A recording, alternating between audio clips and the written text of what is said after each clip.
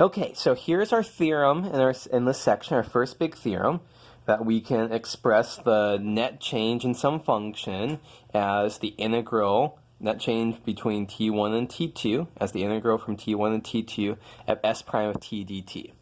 Let's do some actual calculations with it.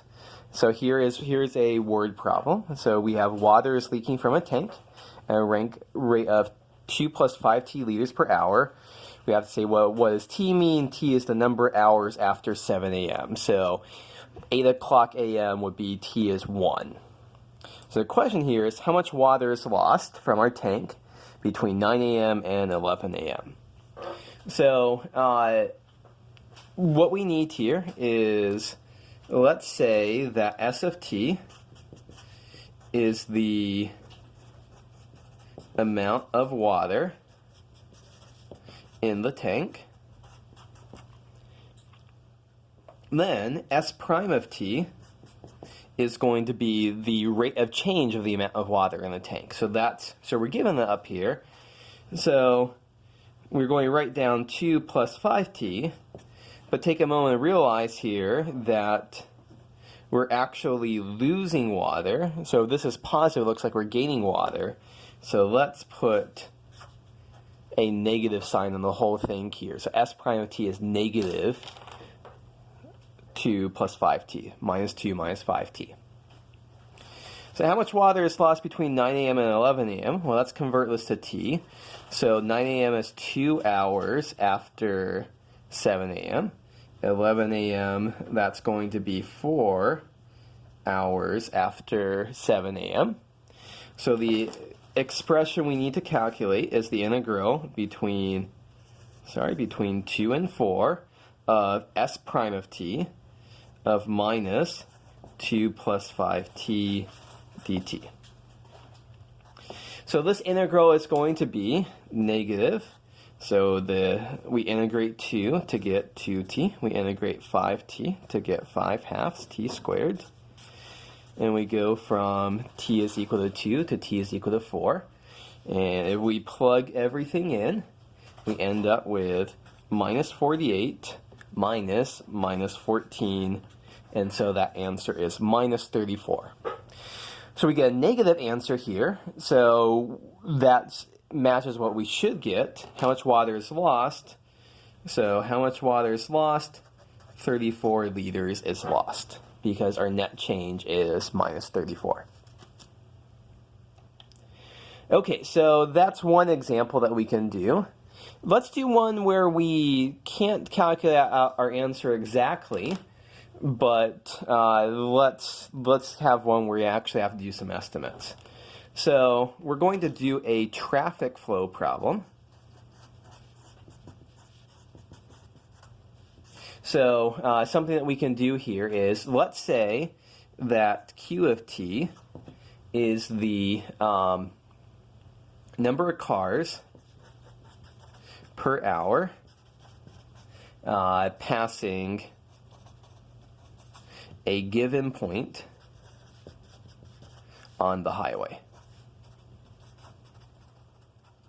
So go out to the turnpike, sit right at exit 9 and count. So count how many cars. So Q of t would be the number of cars per hour passing exit 9 on the turnpike, let's say. So you could make some statement here that I'm just going to make up a number. I don't know how reasonable it is. We could say something like 1,000 cars per hour pass exit 9 on the turnpike. So let's think what we can do with this. Well, if we integrate Q of t dt between t1 and t2, this ends up giving the total number of cars that pass by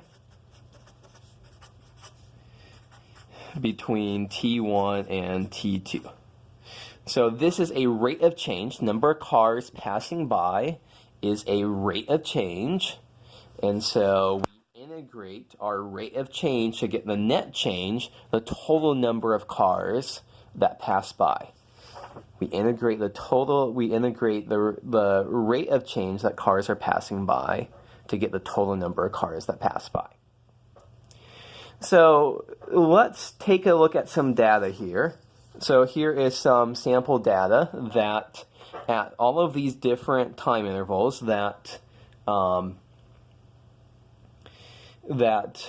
what happened, these numbers here are kind of like a different estimates of the flow rate. So our estimate of the flow rate at 7 o'clock was 1,044 cars per hour. Our estimate of the flow rate at 7:15 is 1,297 cars per hour. Our estimate at 7:30 of the total flow rate was 1,478 cars per hour, so on and so forth. So all of these numbers here are given in cars per hour. It doesn't mean that at 7 o'clock exactly 1,044 cars went by, but the number of cars that were going by at 7 o'clock in the morning is consistent with the overall number of cars that would go by in an hour would be 1,044. So we don't have an explicit function written out. We don't have a minus 2 plus 5t function like we had in the previous problem. So we can't just analytically integrate. The best we can do is offer a numerical estimate here. And so what we can do is, let's talk about a left endpoint approximation. So L sub n, what we would do here is that the width of each of the rectangles we'd be doing is 15-minute chunks. 15 minutes is a quarter of an hour.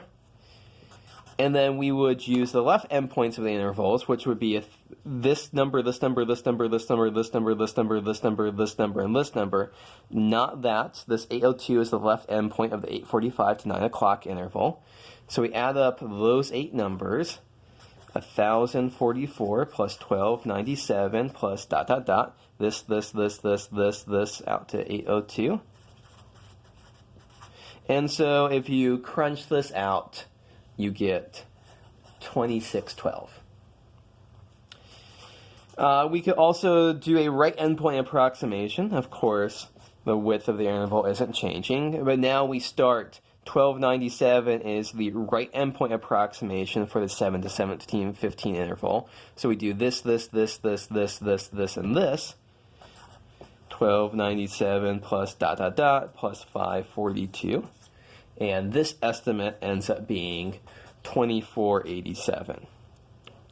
So one estimate that we could get here for the total number of cars that go by in this 2-hour span is 2612. Another estimate we could give for the number of cars that went by is 2487. So what's a good way to take these two things together? And we want to improve our guess. We could just average the two together. 2612 with 2487 divided by 2 is going to be approximately 2550.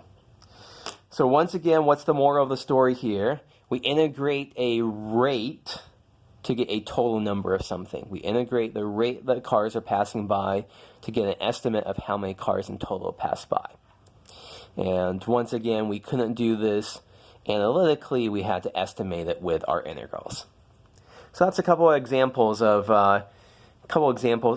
using this formula.